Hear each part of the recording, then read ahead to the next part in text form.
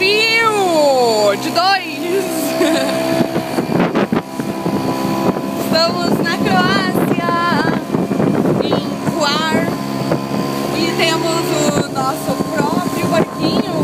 Ah, não deu nada.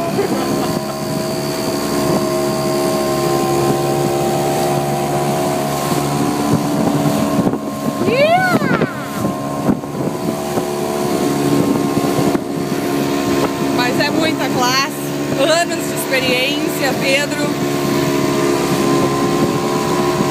Sailing.